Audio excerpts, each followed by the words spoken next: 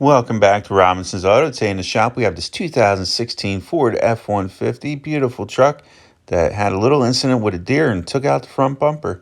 This one will be pretty straightforward. Here I'm showing you a few clips that will need to be removed because this top plastic is going to have to come off so we can remove the grill.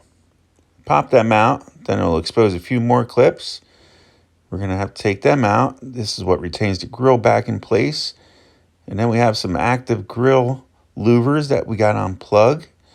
Then you can pop your side headlight covers back. They're just clipped in there. Be careful. Then you have a couple retaining bolts, one behind each side. Remove them and lift the grill out of the way. Then we have this soft material that you have to pop up and lift out. It's like a skirt. And then it'll expose the wire harness. Just unclip it. A couple more clips here and plugs. Then you have your fog lights down low you have to unplug. Okay, so this one has the turbo, so you have the intercooler. It's going to be hard to get the 3 bolts out that you normally see on the videos. So on this one, you remove the 2, 13, 16, or 21 millimeter, I believe. And there's 1 on the back side, so there's 3 total. On this one, since everything's pushed back, I can't unplug the fog light on that side, so I'll have to be careful as I'm pulling this off to unplug that so I don't damage anything.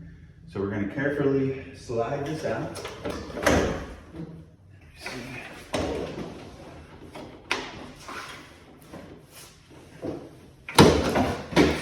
It's just the fog light. Now that the bumper's removed, we found a little structure damage we had to push out. The right front fog light was broken. That had to be replaced along with a little bracket. Then we just started transferring everything over to the new bumper. The left front bracket was good, right front was bad. We also had to reuse the retaining clips, so we put those on. Brand new bracket, retaining clips, reused the left front brackets, and then we're going to transfer the fog lights over. Brand new fog light on the right front. Here's Elijah preparing everything for me. He was my apprentice for the day on this job. He did really good. Paint flowed really nice. This was just after laying the last coat of clear, but there's a lot of preparation, a lot of time he took going into this job, and it shows. It's not often that we shoot things separate from the vehicle, but with this bumper, we shot a test piece and it came out really close, so we felt comfortable. Let's install the bumper and see how she looks.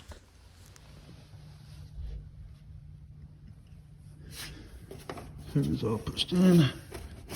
It's nice.